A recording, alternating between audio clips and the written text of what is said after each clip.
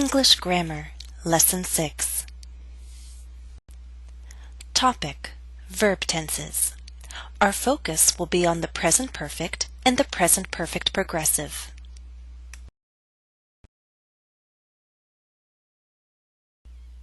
This is part 2, and I'll continue to help you understand the present perfect by explaining reasons why we use this tense. Now let's talk about a second reason why we use the present perfect, and I'll use an example about my family. October, November, December, these are months when the weather turns cold and rainy and possibly snowy, at least here in New England. In short, this is a time when people get sick. They get colds, they get the flu. My family has visited the doctor several times already. Why did I say has visited? Because it's still December. This period of time is not over yet. It's incomplete. It's unfinished. So to talk about an unfinished period of time, we can use the present perfect. There may be more visits to the doctor within this period of time. Once again, a second reason for using the present perfect is to express an unfinished period of time. The action likely happened repeatedly in the past, and the present perfect suggests that the action may happen again in the future. Before we consider the two examples below, let's look at the timeline. The period in question begins in the past, continues to the present, and possibly extends to the future. It's an open or unfinished period of time. First example. My family has visited the doctor several times already. There were visits in the past, and there may be more in the future. Second example. The topic has been requested many times. There were requests for this topic in the past, and there may be more requests in the future. And if there are, I'll tell these new viewers to watch this lesson. Sometimes it's easier to understand one verb tense when you contrast it with another. I said that my family has visited the doctor several times already. The year is not over yet. There are a few more weeks before the end of the year. So there may be more visits to the doctor. It's an unfinished period of time. But what about last year, 2007? 2007 is over and done with. It's a complete period of time. So I can say that last year we only went to the doctor 2 times. Went. We went to the doctor 2 times in 2007. 2008, we've visited the doctor several times already. Have visited, because 2008 is not over yet. So when we contrast these two tenses, we see that the present perfect expresses an unfinished or open period of time. The simple past expresses a finished or closed period of time.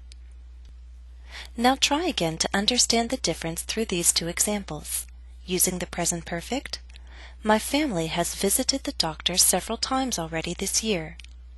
This year is 2008. It's not over. And with the simple past, my family visited the doctor only 2 times in 2007. 2007 is a closed period of time. Now let me tell you about a third reason why we might use the present perfect, and I'll use my work as an example. Some of you may know that I don't just post videos here on YouTube. I write material for English language learners and for teachers of English as a second or foreign language. I've written several textbooks, a few in Russia and some here in the United States. Now why did I say I've written some textbooks? Well, because it's not really important for me to tell you the dates of publication. I said I've written because I'm talking about the general past, an unspecified past. I don't need to be specific about the times that I wrote these books. I'm just telling you that these are things that I did in the past. I've written textbooks. I could also add, though, that that statement implies that there's a hope I will write more. It's similar to the sentence, my family has visited the doctor several times already. Just as there may be more visits to the doctor, there may be more textbooks in the future, I hope. Again, a third reason why we might use the present perfect is to talk about general experience in the past or past actions at unnamed or unspecified times. Consider these two examples. In both cases, I'm speaking in general about my professional experience. The first, I've written some textbooks. The second, I've taught private and group classes. Now, do you need to know when exactly I wrote the books or when exactly I taught these classes? No, you don't. So, in the present perfect, times and dates are unspecified, usually because they're not important, but they could also be unknown.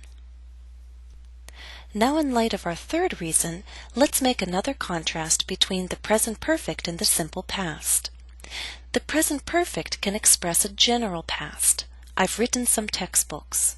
When exactly? The date isn't specified. With the simple past, we name specifics. My first book came out in 2000. So as soon as we have a specific date and we can show a point on a timeline, we need to use the simple past, not the present perfect.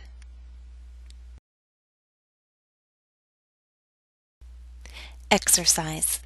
Choose the best verb tense to complete the statement, the present perfect or the simple past. Number 1. Read the statement to yourself and then I'll tell you the answer. Answer. I have been or I've been to Siberia 2 times. I'd love to return one day with my husband and children. I said I've been because there's a suggestion of a future visit.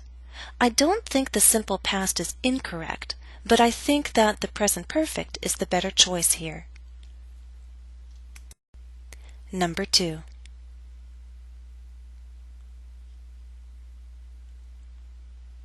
Answer. I won't be able to return to my hometown of Pittsburgh before the end of the year, but I saw my parents back in May and again in October. The only choice here is the simple past, I saw. First of all, we have a specific mention of time, in May, in October. Second, although the year is not complete at the time I'm speaking, there is no suggestion of additional visits. Number 3.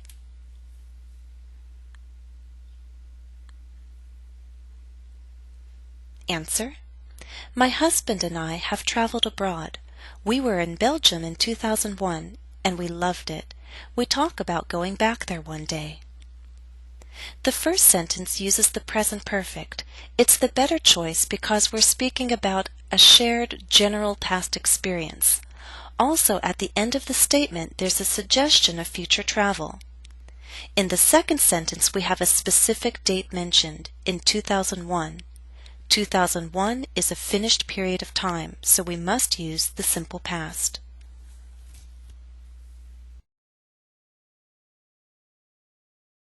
I hope you've understood everything so far. Please go on to the next part of this lesson. This is the end of part 2. Be sure to catch part 3. There's more to talk about, such as adverbs of time, questions, and forming the negative. I'll see you there.